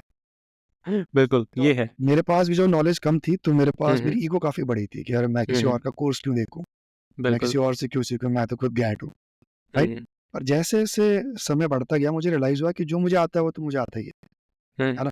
बिल्कुल। और जो मुझे नहीं आता उसके बारे में मुझे कैसे पता लगेगा? राइट। अब मैं बिल्कुल बेझिझक होके, अगर किसी का अच्छा कोर्स मुझे दिखता है, या कोई अच्छा कंटेंट क्रिएटर दिखता है, तो मैं बिल्कुल उसका कोर्स देखता हूँ, और उसका कोर्स से मुझे पता लगता है कि यार कुछ चीज़ें मेरी एक्नॉलेज होती हैं कि मैं बढ़िया करता था, और इसने भी वो चीज़ें रिकमेंड की हैं, तो ये मुझे कंटिन्यू करना चाहिए। कुछ चीज़ें मुझे अपने बारे में पता लगती हैं कि यार ये तो मैं ज़्यादा अच्छा करता हूँ, इनको इस बारे में पता ही नहीं है, राइट? बिल्कुल। और कुछ चीज़ें ऐसी होती हैं जो बिल्कुल नहीं होती हैं, कि यार मुझे तो पता ही नहीं था कि ये चीज़ ऐसे भी हो सकती है। और उससे क्या होता है, एक तो अपनी नॉलेज या तो वैलिडेट होती है या इम्प्रूव होती है, और बिल्कुल। दूसरा जो ऐसे और प्रतिभाशाली लोग हैं उनसे कनेक्ट होने का मौका मिलता है। तो आप उनसे कनेक्ट होते हो, आप 4 लोगों को और उनके बारे में बताते हो कि भाई अगर तुम्हें ये चीज़ सीखनी है, इस बंदे का कोर्स जाके करो। बिल्कुल। तो मैंने रियलाइज़ किया समय के साथ-साथ ना, जितनी नॉलेज बढ़ी, एक तो ये समझ में आया कि कितना कम पता है अपने को, और उतना ही अब मैं बहुत ओपन हूँ लोगों को एप्रिशिएट करने में। मेरे को बड़ा मज़ा आता है जब मैं प्रतिभाशाली लोगों से मिलता हूँ, उनसे बात करता हूँ, या कुछ सीखने को मिलता है, तो बिल्कुल। बड़ा अच्छा लगता है। नहीं, ये रहता है, मतलब एक्चुअली जब आपकी नॉलेज बढ़ती है तो आपको धीरे-धीरे पता चलता है कि हमारी नॉलेज बहुत ही कम है। एग्ज़ैक्टली, जब कम होती है तो हमें लगता है कि इतना जान गए, ये तो बहुत ज़्यादा हो गया, ये तो किसी को पता ही नहीं होगा। पर फिर धीरे-धीरे आपको पता चलना स्टार्ट होता है कि यार नहीं, हम हमसे भी ज़्यादा बहुत लोगों को बहुत-बहुत ज़्यादा पता है, और हो सकता है किसी को हमसे ज़्यादा किसी डिफरेंट सेगमेंट में पता हो, किसी को और दूसरे सेगमेंट में, और सीखने के लिए बहुत कुछ है। वो जैसे-जैसे आपका करियर आगे बढ़ता है, आपकी लाइफ आगे बढ़ती है, आप सीखते जाते हो कि हाँ, सीखने का जो वो होता है ना कि सीखने का कोई टाइम नहीं होता और सीखने की कोई लिमिट भी नहीं होती, तो वो बिल्कुल। धीरे-धीरे ही आपको पता चलता है। तूने बहुत ही बढ़िया समराइज़ किया दोस्त, और बिल्कुल। जो तुमने बोला ना कि लोगों को अलग-अलग चीज़ें पता होती हैं, राइट? हाँ, आई थिंक राइट। ये अगर आपको अंदर से पता है ना हुँ, कि हम सबको अलग-अलग चीज़ें पता है, तो मैं ऐसी 4 बिल्कुल। चीज़ें पता होंगी जिसका मुझे कोई हुँ, आइडिया नहीं हो। मुझे ऐसी 4 चीज़ें पता होंगी जो शायद तुमने ना की हो। एग्ज़ैक्टली। लेकिन ये पता होना कि इट्स कंप्लीटली ओके। हम सबको हुँ, अलग-अलग चीज़ें पता हैं और हम साथ बिल्कुल, में अगर मिलेंगे, तो हम एक-दूसरे को कॉम्प्लीमेंट करेंगे, है ना? हम राइट। कॉम्पिटिशन नहीं है, हुँ, हम हुँ, एक-दूसरे को कॉम्प्लीमेंट कर रहे हैं, ये एक बड़ी अच्छी सोच है।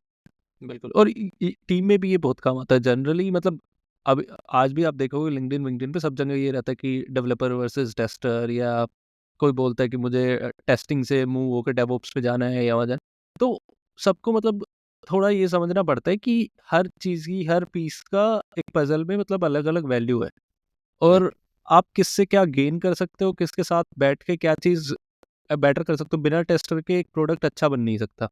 बिल्कुल, बिना डेवलपर के वो डेवलप ही नहीं होगा।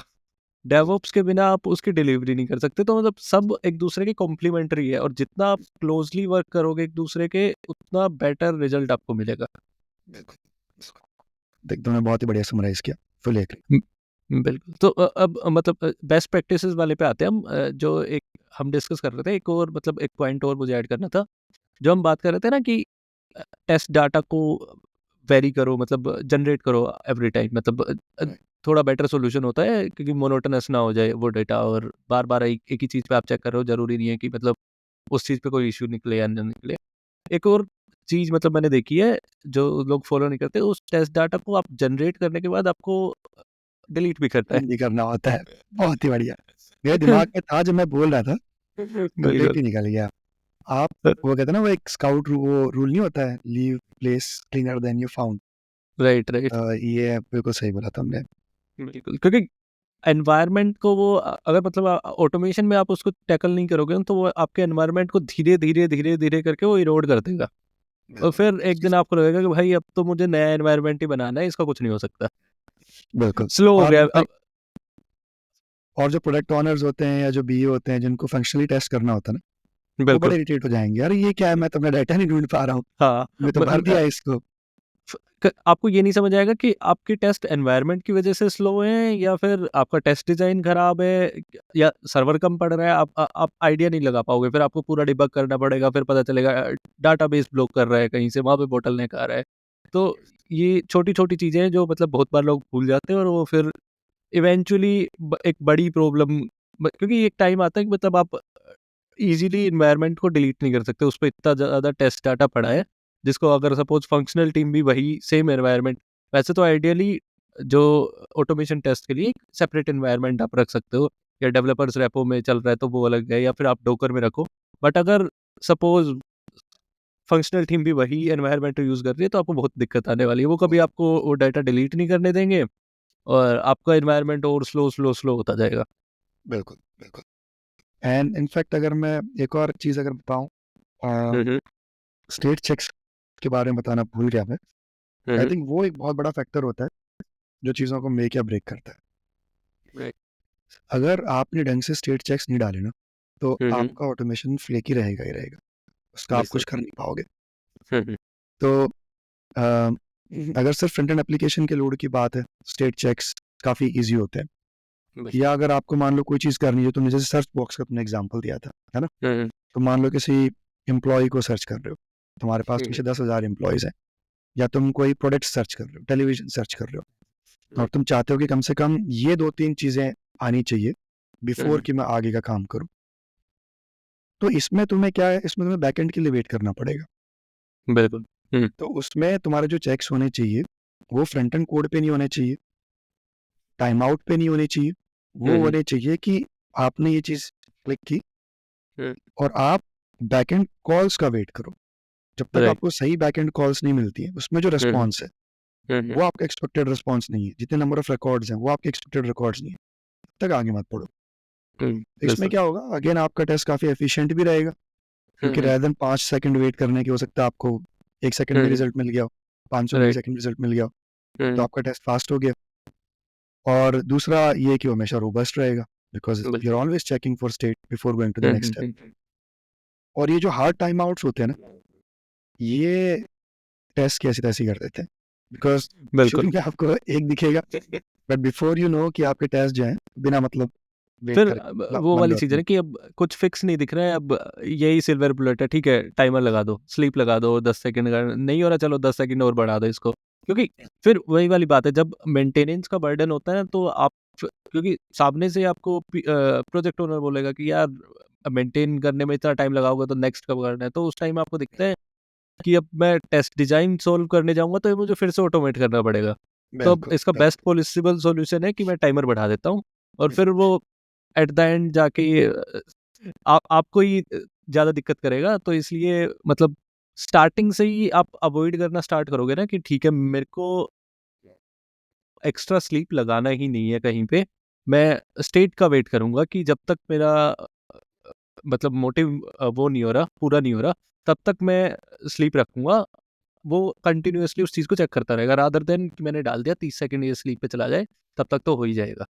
Right right. बट तुमने जो प्रैक्टिकल चैलेंजेस बताए वो भी मैं एग्री करता हूँ कि प्रैक्टिकली जब चीज़ें ऐसी पड़ती हैं तो हुँ, हुँ। लोगों को बहुत कुछ अलग भी करना पड़ता है।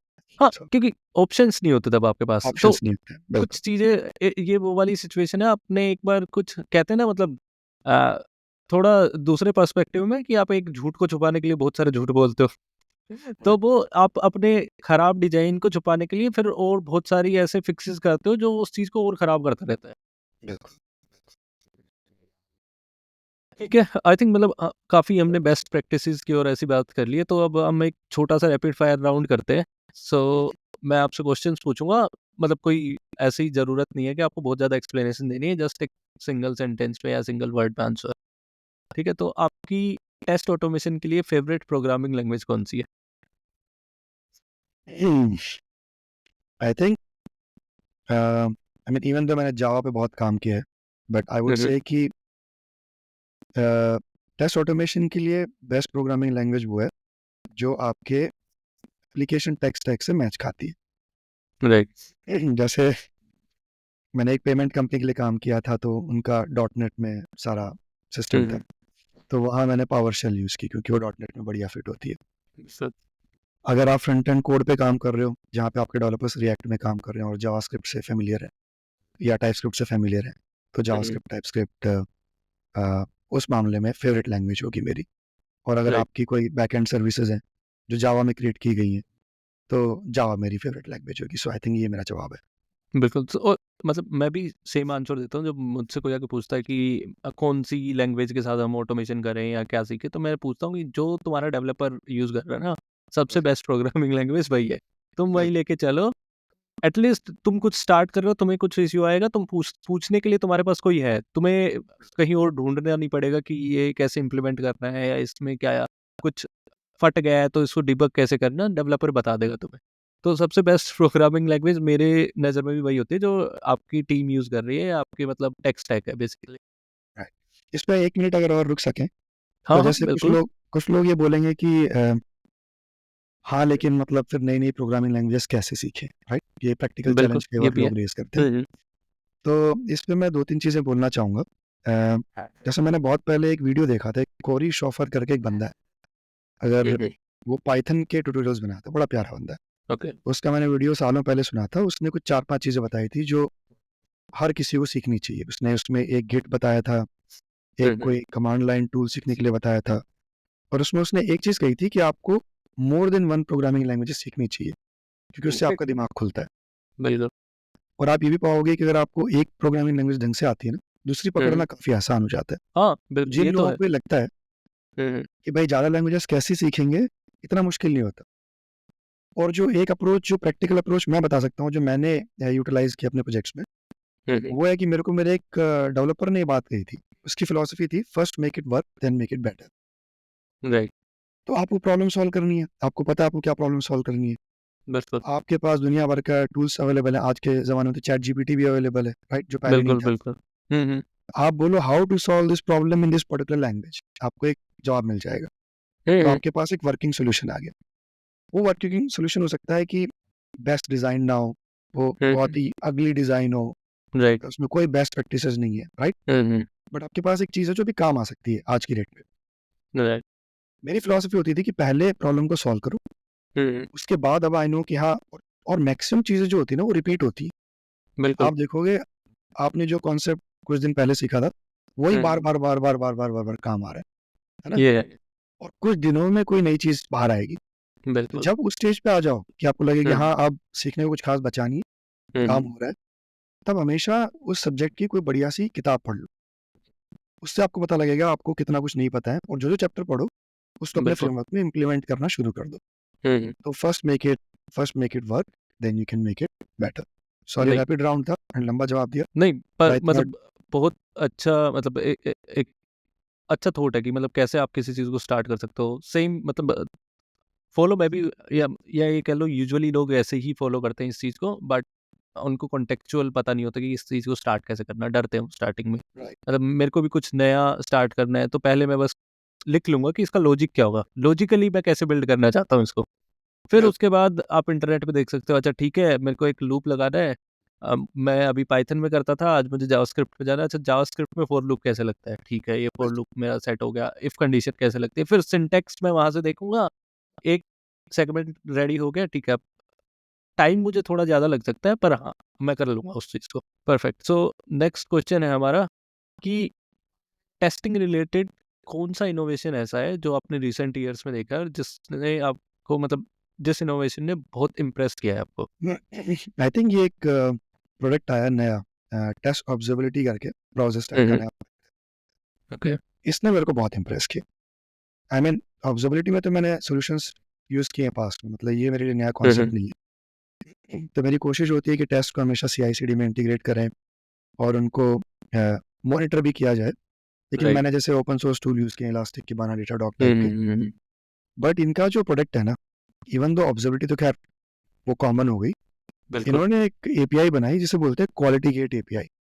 हम्म, इसमें मैंने एक टेक टॉक ली थी, आई थिंक अक्टूबर या नवंबर में। मेरे को उसका लिंक मिलेगा तो मैं भेजूंगा तुम्हें। हम्म, उसमें ये तुम्हें मौका देता है कि फ्लेकी टेस्ट्स को प्रैक्टिकली कैसे डील किया जाए और फेलिंग टेस्ट केसेस को प्रैक्टिकली कैसे डील किया जाए। क्योंकि नॉर्मली हम लोग क्या करते हैं, फ्लेकी फेलिंग टेस्ट को डिसेबल कर देते हैं। और राइट। ये एक बड़ा अच्छा सोल्यूशन देते हैं जिसमें मान लो आपकी एप्लीकेशन फ्लेकी है, आपके नेटवर्क एरर्स आ रहे हैं, कभी कभी कंसोल एरर्स आ रहे हैं। बिल्कुल। तो रेदर देन कि आपने पूरा सारे टेस्ट डिसेबल करके सब कुछ फीडबैक ही डिसेबल कर दिया, हम्म, आप उस प्रॉब्लम को पॉइंट कर सकते हो और बोल सकते हो कि ये प्रॉब्लम मेरे लिए बड़ी है, छोटी है। मैं उससे काफ़ी प्रभावित हुआ। बिल्कुल। तो या मैं रेकमेंड करूंगा कि लोग जाके उनके उस प्रोडक्ट को चेकआउट करें।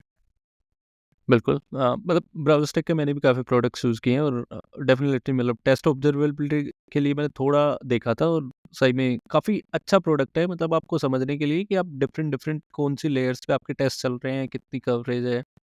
तो बढ़िया प्रोजेक्ट है। मैं भी रिकमेंड करूँगा कि मतलब किसी को अगर ऑब्ज़र्वेबिलिटी के मतलब पॉइंट ऑफ व्यू से कुछ देखना हो तो डेफ़िनेटली चेकआउट कर सकते हैं browser stack.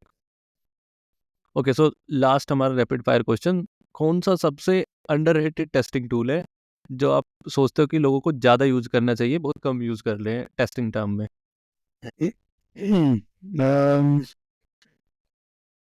I mean I would say command line का जो यूसेज है ना, जैसे हुँ, बताया वो हुँ। कॉरी शॉफर का भी जो वीडियो था, उसने यही कहा था, you should learn one command line tool. Right. I think ये सबसे अंडररेटेड टूल है जो हुँ, हुँ। जो ज़्यादा लोगों को सीखना चाहिए। बिकॉज बिल्कुल। कमांड लाइन आने से पहले मेरे को लगता था कि हाँ, एपीआई टेस्ट करने के लिए आप ये यूज़ कर सकते हो, ये ऑटोमेट करने के लिए यूज़ कर सकते हो। हुँ, बट कई ऐसे एरिया होते थे जहाँ पे मैं ब्लैंक हो जाता था कि मान लो अगर आपको और 4 चीज़ें करनी है जहाँ पे मशीन से आपको इंटरेक्ट करना हो, तो मैं हुँ, क्या यूज़ करूँ, है ना? Right. And I think command line से आपको लगता है कि सब कुछ आपके कंट्रोल में, आप कुछ भी कर सकते हो। वो फीलिंग आती है कि मैं कुछ भी कर सकता हूँ। बिल्कुल। और मेरे ख्याल से ये एक ऐसा एरिया है जिसके बारे में ज़्यादा लोग बात भी नहीं करते हैं, बिकॉज़ ऑटोमेशन टूल्स में वही फिर वो जो प्रॉपर पॉपुलर टूल्स हैं उनके नाम आते हैं, राइट, और राइट। इस एरिया पे लोग ज़्यादा मेहनत नहीं करते हैं, पर मेरे ख्याल से करनी चाहिए। बिल्कुल। और मैंने जो किताब पढ़ी थी इस पे वो थी कमांड लाइन करके किताब थी, वो फ्री भी है। हुँ, हुँ। उसका उस बंदे ने फ्री उसका पीडीएफ मिल जाएगा अगर आप सर्च करोगे दी कमांड लाइन करके।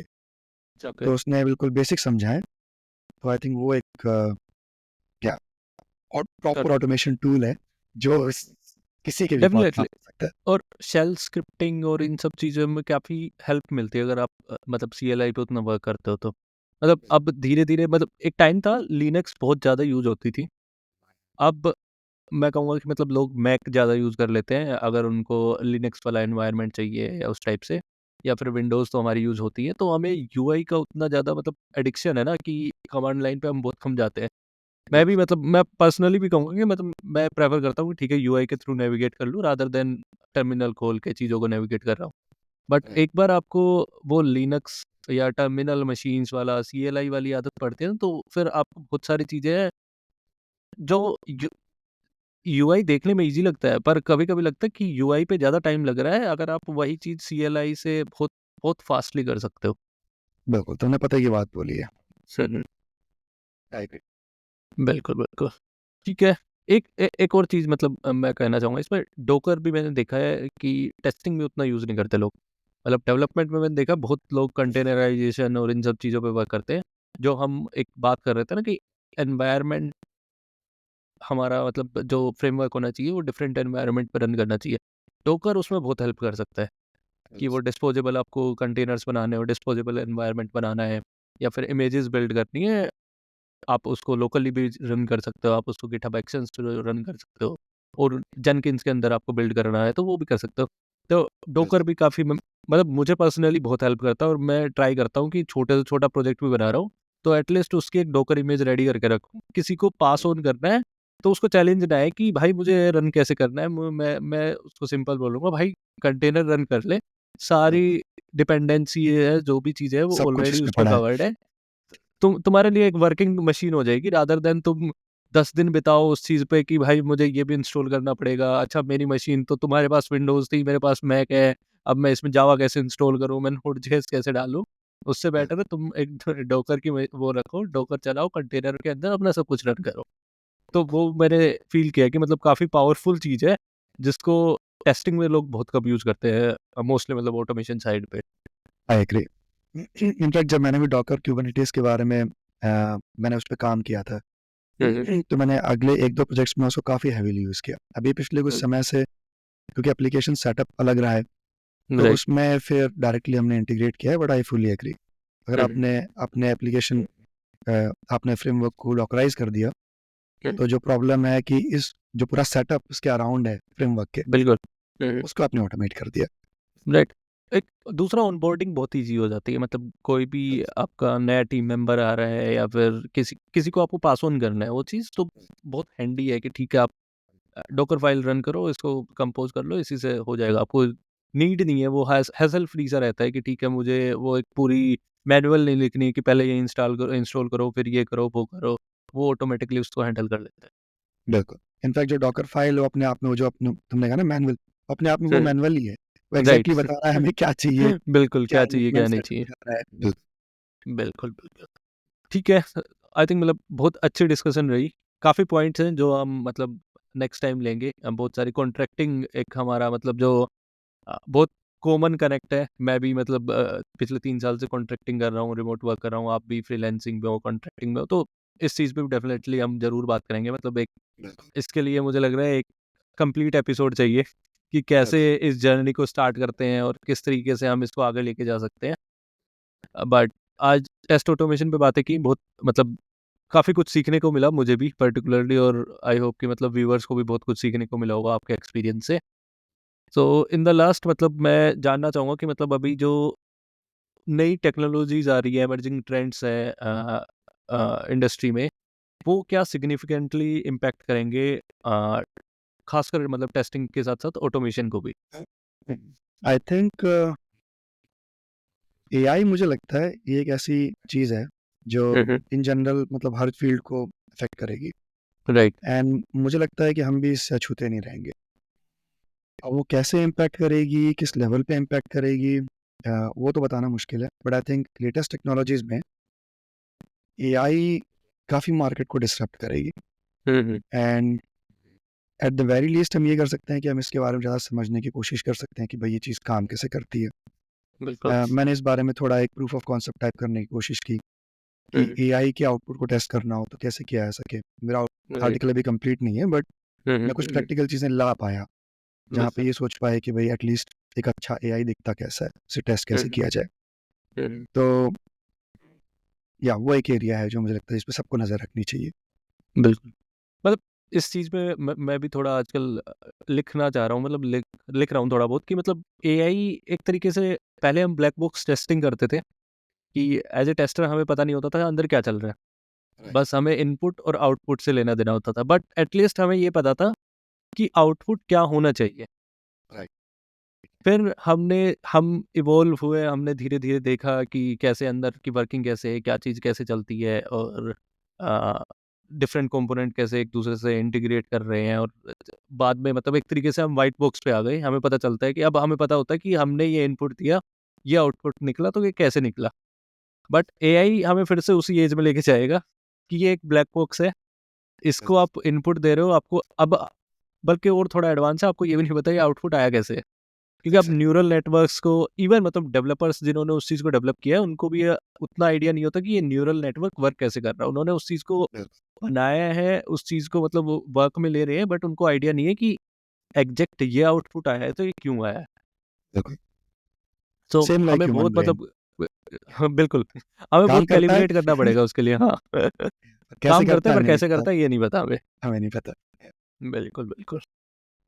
ठीक है, मैं एक आई थिंक चीज़ मतलब हुँ, मैं बोलना चाहूँगा मनीष, तुम्हारे साथ बात करके मुझे बड़ा अच्छा लगा, बड़ा मज़ा आया। हुँ। हमारी बिल्कुल, जो कन्वर्सेशन थी ना वो बड़ी स्मूथ थी, राइट। और आई थिंक तुम्हारा जो ग्रास्प जो है चीज़ों को हुँ, हुँ, पकड़ने का, समराइज़ करने का, समझने हुँ, का, और जहाँ हुँ, पे कोई चीज़ मिस होती है तुम उसमें जो ऐड करते हो, हुँ, तो हुँ। मैंने बड़ा एन्जॉय किया तुम्हारे साथ बात करके, मतलब आई वांट टू बिल्कुल, से बिल्कुल, दिस। और मतलब मेरा भी आई थिंक हम सेकंड टाइम या थर्ड टाइम ही बात कर रहे हैं, तो काफ़ी अच्छा या कनेक्ट है आपके साथ। और जब मुझे पता चला कि मतलब आप, हमारा होम टाउन ऑलमोस्ट सेम ही है, मतलब आप भी हरियाणा से हो, फ्रॉम द लाइक बैक, और मैं भी हरियाणा से ही हूँ, तो एक अच्छा कनेक्ट फ़ील होता है कि ठीक है, चीज़ें हम बहुत फ्लुएंटली डिस्कस कर पाते हैं, और सिनर्जी अपने आप ही मैच हो जाती है। कुछ चीज़ों में आपको आप होता है ना कि आप किसी से कनेक्ट करते हो और आपको आइडिया नहीं लगता, बट अपने आप ही आपकी वाइब खुद ही मैच हो रही है, आप चीज़ें फ्लुएंटली चल रही है, आपको कुछ ज़्यादा एफर्ट डालने की भी ज़रूरत नहीं पड़ रही। तो सेम सेम मेरे साथ भी है अभी आपके साथ। Happy to here. बिल्कुल। सो आई थिंक एंड करते हैं, अभी काफ़ी डिस्कशन की, तो अगर आपको कोई मैसेज देना है हमारे व्यूअर्स को, तो एनीथिंग मतलब कोई एडवाइस देनी है तो आपकी तरफ से? बस मेरी एक एडवाइस यही रहेगी कि जब मैं यंग था तो लोग बोलते थे भाई जितना सीखना है 3-4 साल में सीख लो या 4-5 साल में सीख लो, उसके बाद तो बिल्कुल। फिर लर्निंग खत्म हो जाएगी। आई हुँ, थिंक उससे ज़्यादा गलत एडवाइस कोई नहीं हो सकती। सही बात है। मुझे लगता है कि जब तक तुम्हारे हाथ-पैर काम कर रहे हैं, जब तक दिमाग हुँ, काम कर रहा है, सीखते रहो, और जब तक ये लर्निंग माइंडसेट रहेगा ना, ज़िंदगी में दिक्कतें नहीं आएँगी। छोटे-मोटे उतार-चढ़ाव आ सकते हैं, हुँ, बट वो जो एक कहावत होती है ना अपने यहाँ की, जिसको काम आता है वो भूखा नहीं रहता। बिल्कुल। सो मेहनत करते रहो, सीखते रहो। ये मत सोचो कि तुम्हारे कितने साल हो गए हैं या कितने बचे हैं, और सक्सेस तुम्हारे साथ होगी। बिल्कुल, बिल्कुल। सो थैंक यू प्रमोद, आपका बहुत-बहुत धन्यवाद। मतलब थैंक यू दोस्त। आपकी नॉलेज मतलब बहुत काम आएगी आई थिंक हमारे व्यूअर्स को, और जो आपने एक्सपीरियंस गेन किया है इतने सालों में, और अब जो मतलब कॉन्ट्रैक्टिंग कर रहे हो, तो एक एक मतलब जब हम कॉन्ट्रैक्टिंग करते हैं तो एक बात बोलते हैं कि मतलब जो ऐसा काम होता है ना जिसको डेवलपर खुद नहीं करना चाहते, या टेस्टर्स खुद नहीं करना चाहते, जो फील्ड मतलब जो फुल टाइम वाले होते हैं, वो काम कॉन्ट्रैक्टर को दिया जाता है। इट मीन्स मतलब वो ज़्यादा चैलेंजिंग होगा, आपको ज़्यादा अपने हाथ गंदे करने पड़ेंगे उसमें, और आप सीखोगे भी ज़्यादा। तो बिल्कुल। वो एक्सपीरियंस थोड़ा डिफरेंट ही निकल के आता है। तो थैंक यू मतलब अपना एक्सपीरियंस शेयर करने के लिए, टाइम निकालने के लिए। वेलकम दोस्त। अच्छा लगा तुमसे बात करके वंस अगेन, और कोशिश करेंगे आगे भी हम लोग मिलते रहेंगे, बात करते रहेंगे। बिल्कुल।